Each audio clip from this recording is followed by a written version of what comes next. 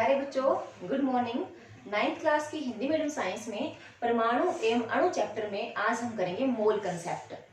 देखो बेटा, मोल क्या है उसको जानने से पहले एक आप 8वीं क्लास की छोटी सी रासायनिक अभिक्रिया याद करें, जिसमें हमने देखा था कि हाइड्रोजन गैस ऑक्सीजन गैस के साथ मिलकर के जल बनाती है और यह जल लिक्विड फॉर्म में होता है। देखो, L means liquid, G means gas. ठीक है, अब देखिए हाइड्रोजन के दो परमाणु हैं, यहाँ भी दो परमाणु हैं। ऑक्सीजन के यहाँ पर दो परमाणु हैं, यहाँ पर ऑक्सीजन का एक परमाणु है। लेकिन द्रव्यमान संरक्षण के नियम के अनुसार हम पढ़कर आए हैं कि किसी रासायनिक अभिक्रिया में अभिकारक और उत्पादों की संख्या जो है समान होती है। तो इसको संतुलित करते हैं। कैसे करते हैं? हाइड्रोजन के तो एक ही अणु ले लो, ऑक्सीजन के ले लो दो अणु। ठीक है, सॉरी, यहाँ पर देखिए, इसको यहाँ पर दो है, यहाँ पर एक है, इनको बराबर करने के लिए दो से गुणा कर दो। ठीक है, ऑक्सीजन दो हो गई, हो गया तो यहाँ पर ऑक्सीजन दो हो गई, लेकिन यहाँ पर दो दूने चार, हाइड्रोजन कितने हो गए? चार हो गए। यहाँ पर हाइड्रोजन दो ही है, तो अब हाइड्रोजन को दो से गुणा कर दो। इससे क्या हो गया? इससे हाइड्रोजन गैस के दो अणु हो गए। ठीक है ना, जल के भी दो अणु बन गए, लेकिन ऑक्सीजन के सिर्फ एक ही अणु बना है। ठीक है, ऑक्सीजन का एक अणु, हाइड्रोजन के दो अणु और जल के दो अणु मिलेंगे, यानी कि दो अणु हाइड्रोजन गैस और एक अणु ऑक्सीजन गैस मिलकर के दो अणु जल बनाता है। ठीक है, उसके बाद हम आगे देखते हैं, इससे हमें दो सूचना मिलती हैं। एक तो क्या मिलती है, हमें बताया कि दो अणु हाइड्रोजन गैस एक अणु ऑक्सीजन गैस मिलकर के बनाती हैं दो अणु जल। दूसरी जो सूचना मिलती है वो ये है कि हाइड्रोजन गैस, देखिए दो अणु है, दो गुणा में एक। कैसे कर दिया मैंने? हाइड्रोजन अणु का एक होता है द्रव्यमान और इसमें परमाणु है इसके दो। हाइड्रोजन अणु में हाइड्रोजन परमाणु के दो, हाइड्रोजन के दो परमाणु हैं और इसका जो द्रव्यमान होता है एक यूनिफाइड होता है। तो इसका कितना हो गया? दो यूनिफाइड इसका अणु द्रव्यमान हो गया एक हाइड्रोजन का। ठीक है, तो दो हाइड्रोजन कितना हो जाएगा? दो गुणा दो यूनिट, कितना हो गया? 4 यूनिट। ठीक है, 4 यूनिफाइड या यूनिट हम कहें इसका अणु द्रव्यमान है। तो 4 यूनिट हाइड्रोजन प्लस ऑक्सीजन के कितने परमाणु हैं? दो, और एक ऑक्सीजन का कितना होता है द्रव्यमान? 16 है यूनिफाइड, तो कितना हो गया? 32 यूनिफाइड। ठीक है, तो यहाँ पर कितना बनेगा? इनको जोड़ दो, चाहे इसे निकाल लो। दो हाइड्रोजन की ये, तो दो दूनी 4 और दो 32, 32 और 4 36 यूनिफाइड जो है वो द्रव्यमान वाला जल बन गया। ठीक है, तो दो सूचना मिली हमें, एक तो संख्या की और एक मिली है हमें इन्फॉर्मेशन किसी मिली है, एक मिली है ग्रामों में। ठीक है ना, एक मिली है बाई नंबर और एक मिली है बाई मास। द्रव्यमान के अनुसार उनकी संख्या मिली है और एक मिली है हमें संख्या के अनुसार। ठीक है, एक मिली है द्रव्यमान के हिसाब से, हमें इसकी रासायनिक अभिक्रिया को हम एक तो देख सकते हैं द्रव्यमान के हिसाब से कितने यौगिक हमने लिए हैं, कितने यौगिक बने हैं, और एक हमने लिया है, एक हमें प्राप्त हुई है संख्या के हिसाब से। तो किसी भी रासायनिक अभिक्रिया में हम दोनों तरीकों से मात्रा निकाल सकते हैं अभिकारक उत्पादों की। लेकिन यदि हम बात करें बेटर वे की, तो द्रव्यमानों की अपेक्षा संख्या से निकालना ज्यादा सुविधाजनक होता है। उदाहरण के लिए तुम देख लो कि जैसे मान लो हमने कुछ खाना बनाना है, तो एक तो हम तोल कर लें कि हमने इतने ग्राम चीनी ली, इसमें इतने ग्राम नमक लिया, एक हम चम्मच के हिसाब से गिन के लें 2, 4, 6, तो कौन सा तरीका अच्छा रहेगा? संख्या तरीका अच्छा रहेगा ना। तो इसीलिए रासायनिक अभिक्रिया के दौरान अणुओं परमाणुओं को द्रव्यमान की अपेक्षा, परमाणु द्रव्यमान की अपेक्षा उनकी संख्या के अनुसार उनकी मात्रा जानने में सुविधा होती है। इसीलिए केमिस्ट्री में परमाणुओं और अणुओं की संख्या को जानने के लिए, उनकी संख्या को एक्सप्रेस करने के लिए एक नई इकाई जिसका नाम है मोल यूनिट का प्रारंभ हुआ। देखिए, इसमें सबसे पहले हमने नाम आता है 1896 में 1896 में विल्मेल ओस्वाल्ड, इस वैज्ञानिक ने सबसे पहले मोल की कंसेप्ट दी थी, और इस मोल कंसेप्ट को स्वीकार किया गया 1967 में। 1967 में स्वीकार किया गया। अब ये मोल है क्या?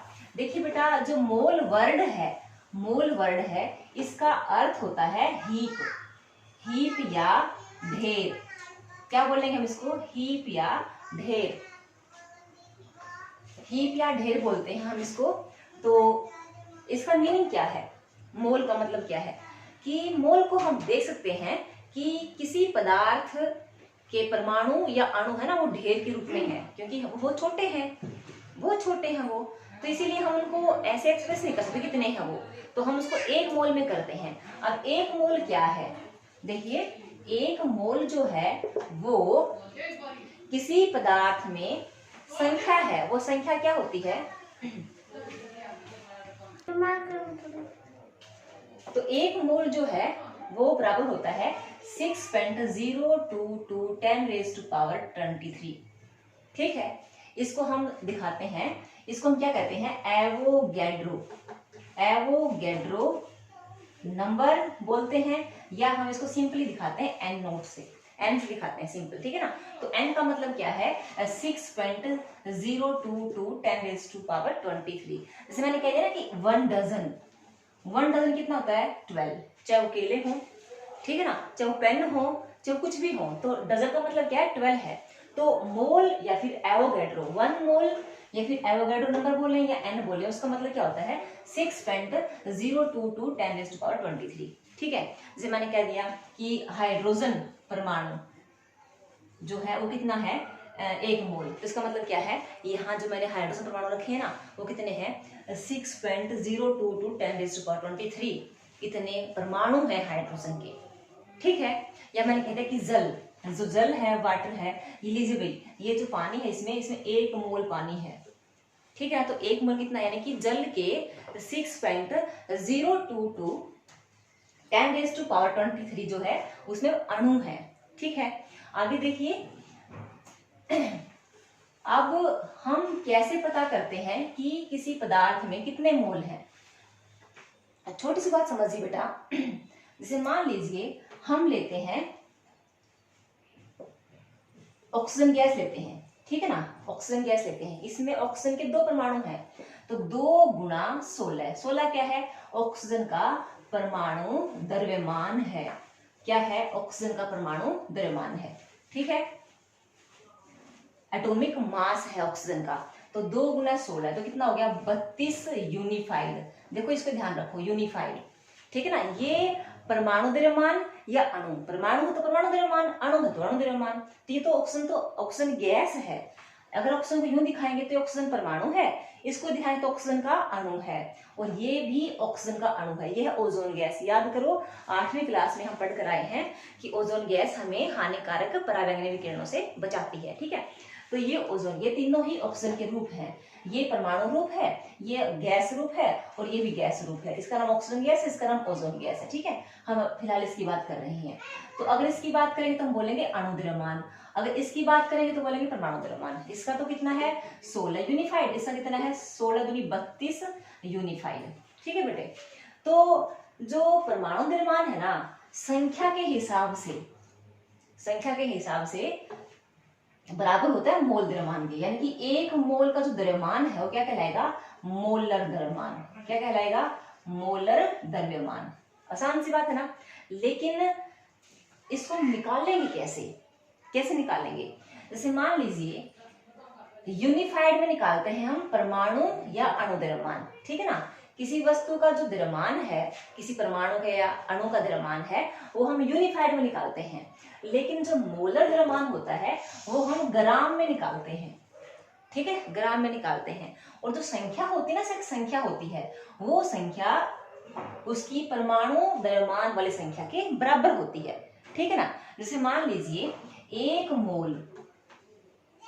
मोल ऑक्सीजन गैस, देखो 1 अणु, ऑक्सीजन गैस का कितना है अणु द्रव्यमान 32 यूनिफाइड, 32 यूनिफाइड है ना। लेकिन 1 मोल ऑक्सीजन गैस का जो मोलर द्रव्यमान है, मोलर मास है या मोलर द्रव्यमान वो कितना होगा, 32 ही लगाएंगे, ठीक है ना, 32। लेकिन यूनिफाइड की जगह क्या लगा देंगे, ग्राम लगा देंगे, ठीक है ना।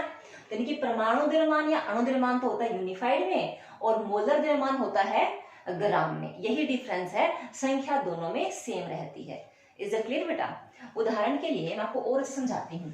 देखिए, जैसे हम बात करते हैं कार्बन की, ठीक है। कार्बन का जो परमाणु क्रमांक होता है 6 होता है और द्रव्यमान होता है इसका 12। अगले चैप्टर में जानेंगे हम क्या होते हैं। तो जो 12 परमाणु द्रव्यमान है, इसका परमाणु द्रव्यमान है वो होता है यूनिफाइड में 12 यूनिफाइड, ठीक है। और जो मोलर द्रव्यमान है, इसका मोलर द्रव्यमान होता है, यानी कि इसके 1 मोल का द्रव्यमान कितना होता है, वो 12 ही होता है, लेकिन वो 12 ग्राम में होता है, ठीक है।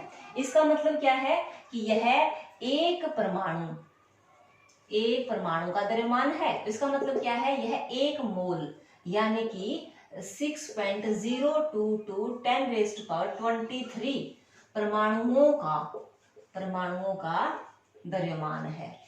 समझ गए, ठीक है बेटा। आगे देखिए, हम एक परमाणु एग्जांपल ले लिया और अब एक अणु का एग्जांपल लेंगे।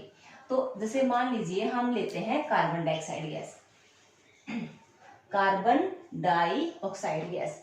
कार्बन डाइऑक्साइड गैस में क्या है, कार्बन तो है 1 गुना 12 प्लस ऑक्सीजन है 2 और इसका होता है 16 दूनी 32 प्लस में 12 कितना हो गया, 2 2 4 3 और 1 4 44 यूनिफाइड। यानी कि कार्बन डाइऑक्साइड गैस का जो अणु द्रव्यमान है 44 ग्राम, 44 यूनिट, क्या है ये, अणु द्रव्यमान।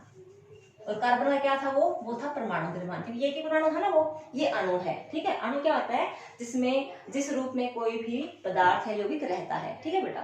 तो जो अणु द्रव्यमान 44 यूनिट है ना। अब इसकी बात करें कि कार्बन डाइऑक्साइड के 1 मोल का जो द्रव्यमान है, या फिर जो कहें मोलर द्रव्यमान, मोलर मास, या इसको एक बोलते हैं ग्राम परमाणु, ग्राम अणु द्रव्यमान, ठीक है ना, ग्राम अणु द्रव्यमान, ठीक है ना। वो कितना होता है,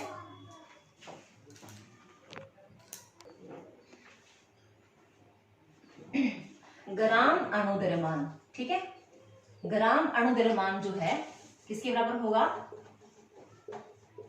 वो होगा 44 ग्राम, ठीक है ना। तीनों एक ही बात है ये, ठीक है। कार्बन डाइऑक्साइड के 1 मोल का द्रव्यमान कहें या कार्बन डाइऑक्साइड गैस का मोलर द्रव्यमान कहें या कार्बन डाइऑक्साइड गैस का ग्राम अणु द्रव्यमान करें, 44 ग्राम होगा, ठीक है बेटा। तो मोल जो है इस प्रकार से एक नई इकाई के रूप में उभर कर आई, ठीक है। दोबारा रिपीट करवा दूं मैं इसको।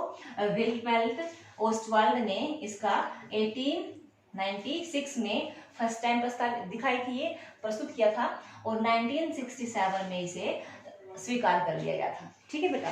तो आज के लेक्चर में इतना ही। आगे हम कुछ न्यूमेरिकल करेंगे जो मोल पे बेस होंगे, मोल के आधार पर हम निकालेंगे। तो इसी के साथ thank you, all the best.